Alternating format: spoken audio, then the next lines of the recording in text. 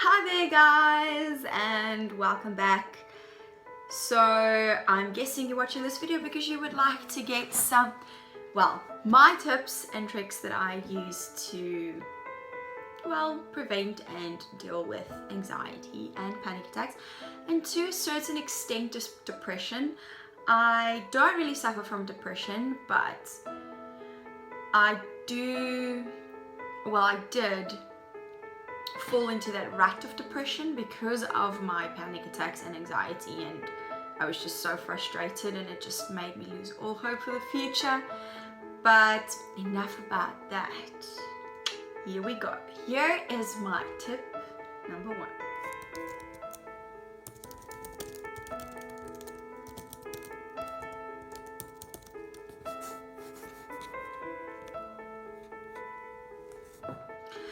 Do your research.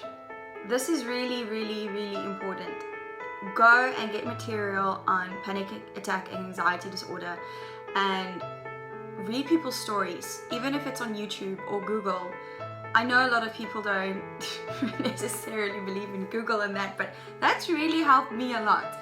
And just to listen to other people's stories and the way that they deal with their panic attack and anxiety has helped me, especially if it is when they're not on medication and they just have these amazing ways of how they deal and cope with it.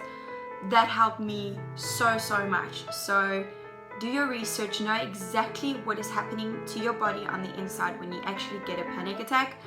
That is also going to help you a hell of a lot when you completely understand what is going on the inside. You need to have that one person, or even if it's 2 people, that really understands and that can sympathize with the way that you're feeling.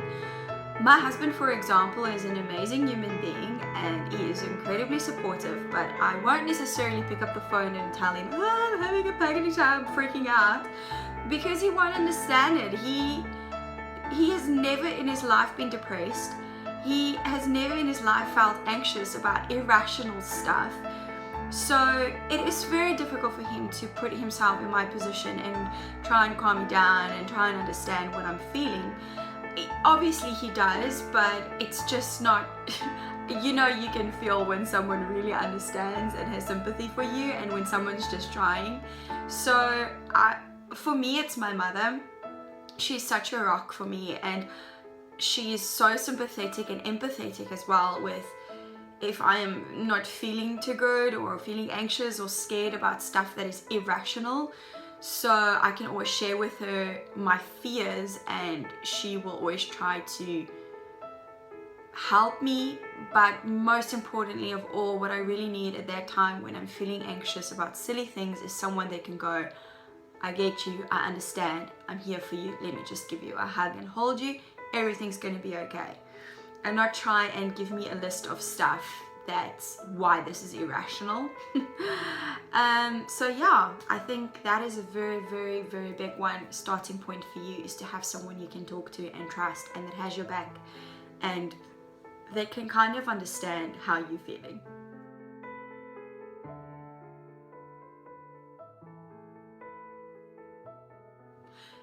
So this is kind of a non-negotiable tip for me. I really feel like you need to go and see a professional, but it's still up to you. And by professional, I don't necessarily mean a psychiatrist that'll put you on medication, even though medication really helped me the first time. But a counselor or a psychologist is just as good. And I found that a counselor is amazing and they're cheaper because they actually talk with you and they talk you through the whole process and give you amazing pointers and tips on how to live with anxiety and panic attacks and to really deal with it in a healthy and a safe way without necessarily taking medication.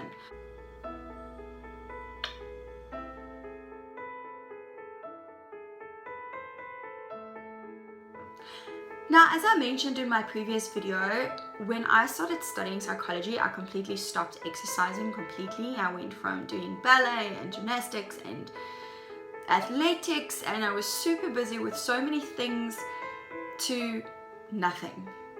And I really picked up a lot of weight because I continued eating as much as I always did.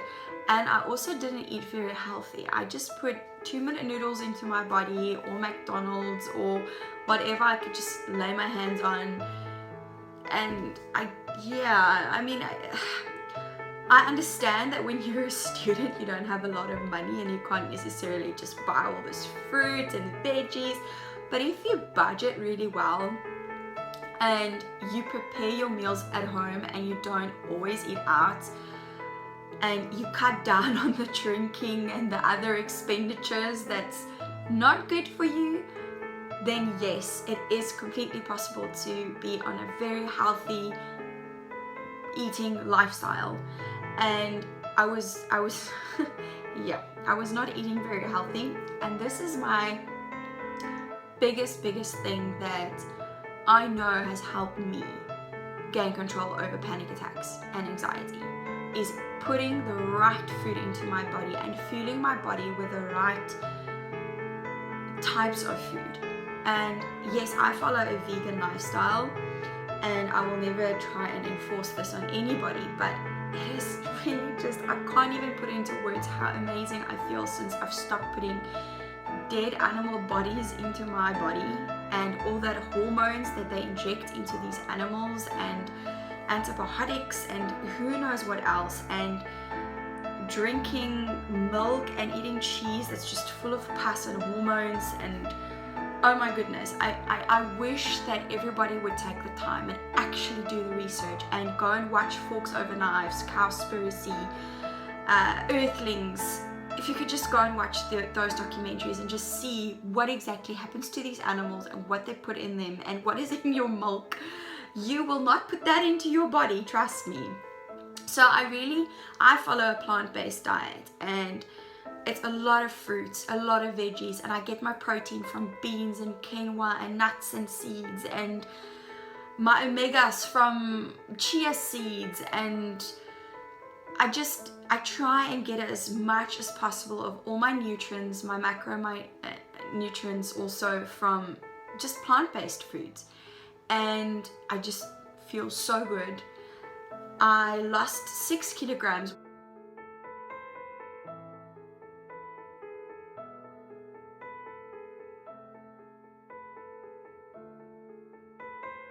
Went onto that lifestyle, and I didn't do it necessarily to lose weight. Obviously now I'm pregnant, so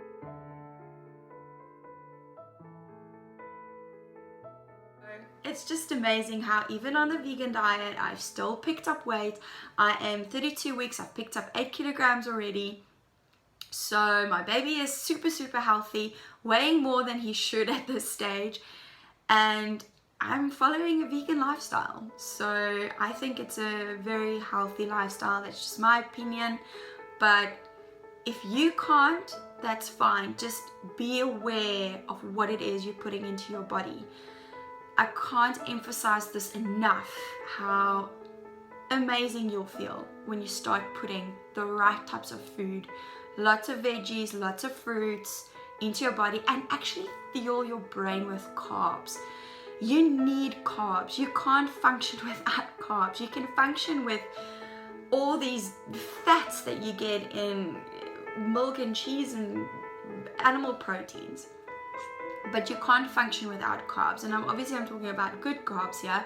Well, I eat a lot of potatoes and rice and pastas, but that is because I've cut out all the animal products and the high fat cholesterol products, so that has really helped me. But carbs are so important to fuel your brain, to give you the energy to get through the day. And yeah, that's my 2 cents on that.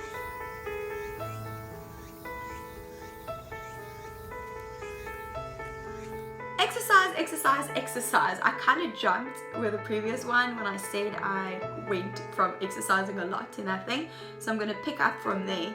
But yes, I completely stopped exercising, and man oh man, that is one thing that I need to do every day.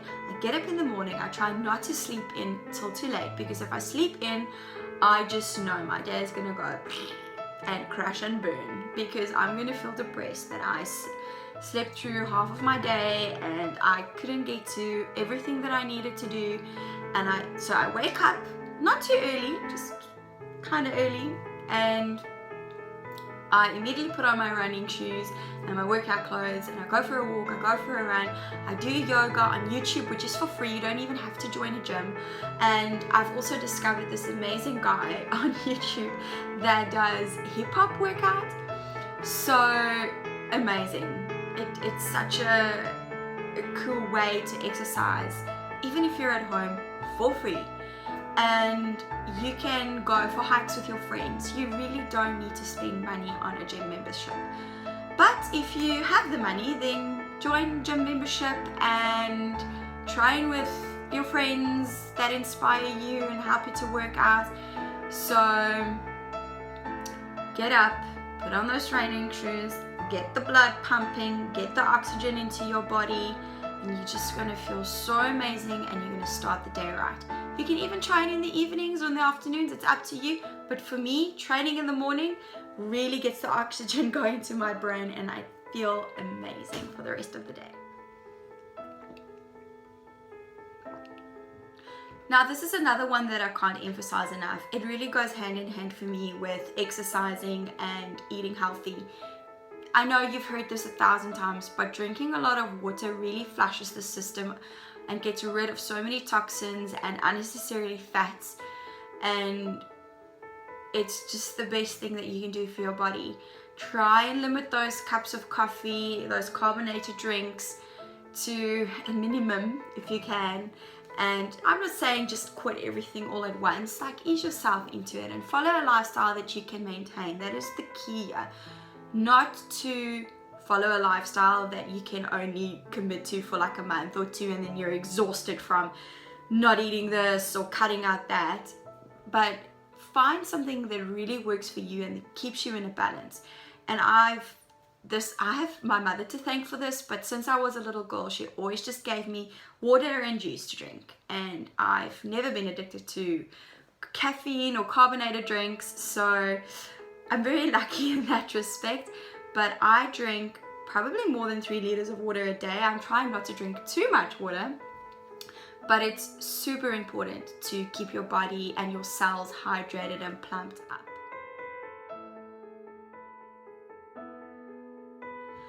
Now, praying has really helped me. I can tell the difference in my day when I start my day with prayer and spending time in the Word with God. It's almost as if I have more energy, more drive, and hope for the future, and it just kind of calms me down a lot.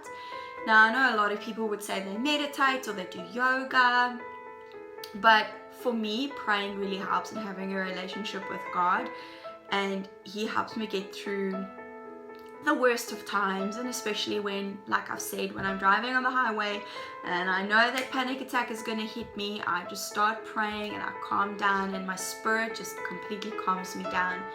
And yeah, it's just, for me, it helps to know that there's a bigger, higher power out there watching out for me and taking care of me, and that I don't have to be in control of every single thing in my life, and that He's got it all planned out for me, and that everything's going to work out exactly the way it should. It really helps me to calm down a lot. So those are my tips, guys, and I know there are so many more out there, and there's probably so many more things that I actually do within my head subconsciously that I'm not even aware of, that helps me to deal with anxiety and panic attacks and to kind of prevent it. But those are my tips that I'm currently following in my own life at the moment. It changes from year to year, and if you have any cool tips or ideas or what it is you do, please leave it down below in the comment section, and we can just start awesome discussions with one another as well, and you can probably help someone else out. Maybe you listen to certain types of songs that helps you get out of a rut, or you just sit down and visualize waves of the ocean just billowing over you with the words peace, love and joy coming towards you. I don't know, whatever it is that helps you to calm down or get your day started or put you back into that place where you have hope for the future and you're not feeling depressed or anxious about stuff. Please let me know, let all of us know watching this video, and thank you so much for watching. Bye!